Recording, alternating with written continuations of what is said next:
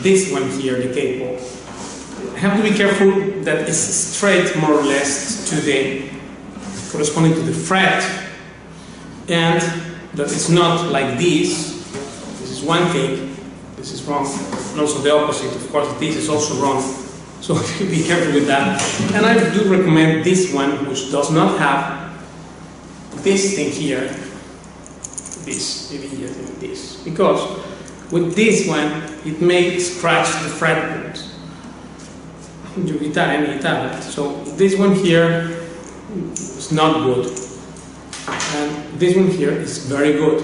Now, this is an example of how obsolete something may be an obsolete thing, and that's the old style cejilla. This one, the traditional one.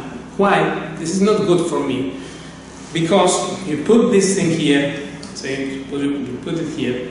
It does not tune same or do the same function at a certain extent, but if I have this one here, now I cannot play, so it's so difficult to play a chord like this. Play 1, 1, finger 1 on the first fret, 6th string, finger 2 on the first fret, 5th string, finger 3 on the first fret, 3rd string, finger 4 on the first fret, 2nd string. This I managed to do because I worked also in the tabla playing flamenco before a lot, 20 years ago more. But this thing is very difficult to do. Like, look, you know, look what happened now. It went off because if you slightly touch this, it may go off, or it anyway will interrupt the flow of certain fingerings, which you cannot do because it has this thing here on the way. Right? So this is an obsolete tool, just like the ebony fretboards, in my opinion, right? Because you say, why this cejilla thing is obsolete? And I'm telling you why. Because you cannot play the same free things because of this. Yeah, it's here. Now, if you put it on this place, which there are some capos that have this peg here, then the same thing, because when I need to have free this stuff here, I am not free because I have a apparatus there. So while this one is one of the very few, I think it's the only thing guitar which is not expensive and it's good, this one. It costs like $5, I think.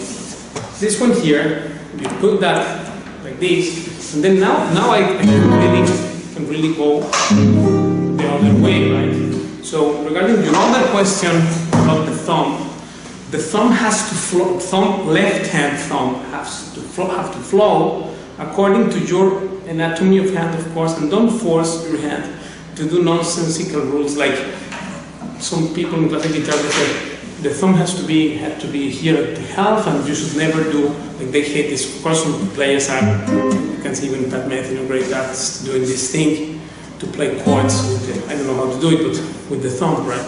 So that's not there, but when we use the thumb cannot have a rule to stay in this place.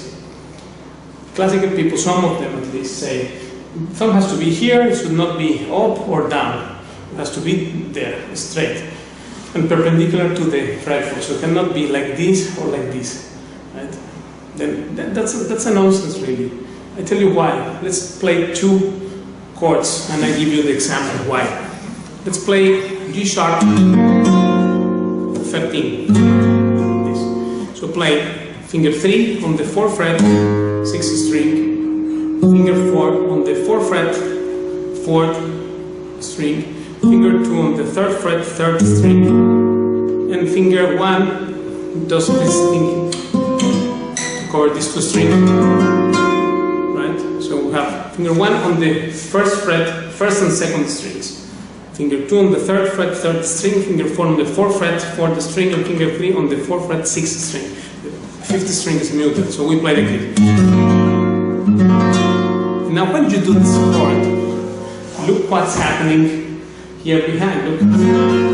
Obviously my thumb is going this way diagonal. But if I try to follow the nonsense rule of having in the mid of the back fretboard of the neck this finger like this, I will create an injury certainly, because this chord, the anatomy of the chord itself, the way to play my hand is asking me to go this way with the thumb. So you try it and then you tell me. I think it's the same for everyone. Look. And then, now let's play this the B flat alter.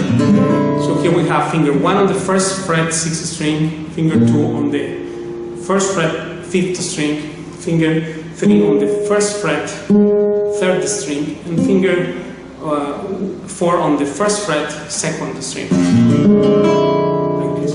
F, B flat, D, A flat, C, E.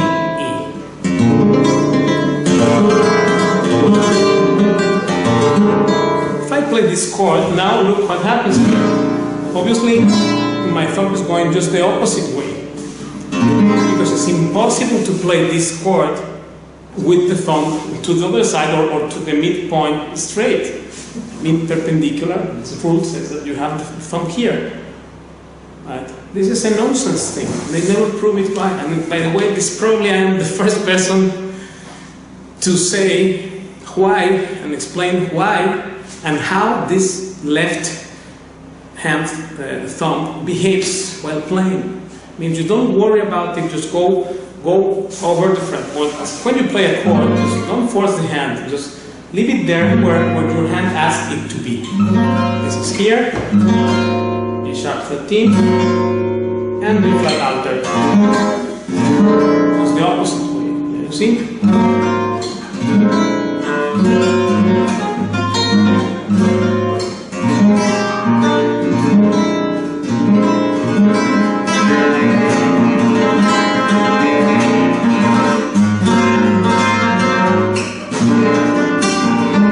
So, the thumb should move according to your own nature. Don't follow any rules. There are no rules for that. And then if this finger comes up a little bit here in some cases, or your hand is big or anything, then don't worry, that's okay. Provided it sounds right and you're not forcing, otherwise you create injuries yourself with this following rules for the sake of following without understanding why. Because these rules, who said that? I will ask the teacher, why I have to place the finger like this? And then how I will play this chord? And then what they will say, oh, you follow it or what? Or any other dogmatic idea, right? But lack of knowledge is also a problem, right? Ignorance means to not know something or to know it wrong. If you know something wrong, that's also ignorance, right? Like you have to follow this rule. Why? And then when you go up here,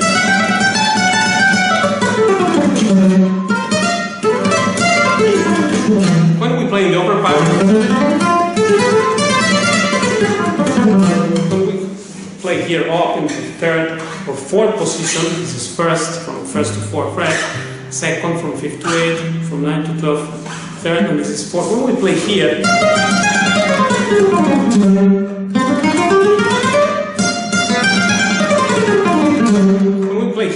the thumb should be also naturally placed where you feel it should be, but not in there. So this thing is certainly wrong to have the thumb not resting on the, because this is a point of support in the upper part, right? And then therefore, well, this is a nice neutral point to have it, this part of the thumb here, like this.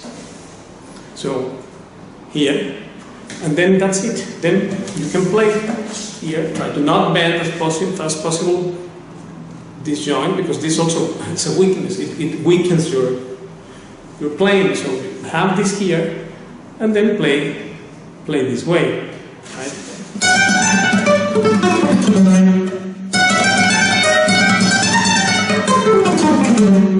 Right? But I'm always not in the air, not flying, or out. Right? So just keep the thumb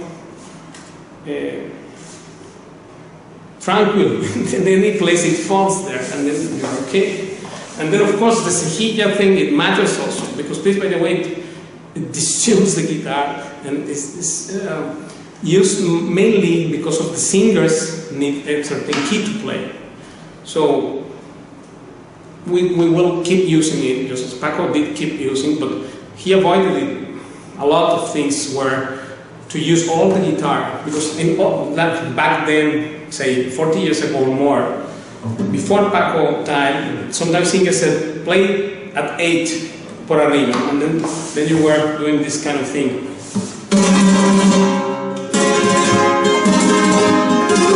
And then you have, 3 frets to play. So then Paco tried to also take away this and use all the guitar.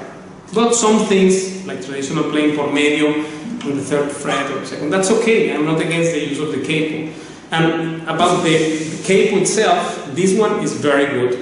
And the obsolete traditional thing, it may look good or anything, but to me the looking thing has nothing to do with the functionality. So I hope this answered your question and helped with the tips. Thumb and the cejilla. Thank you, and I see you next time.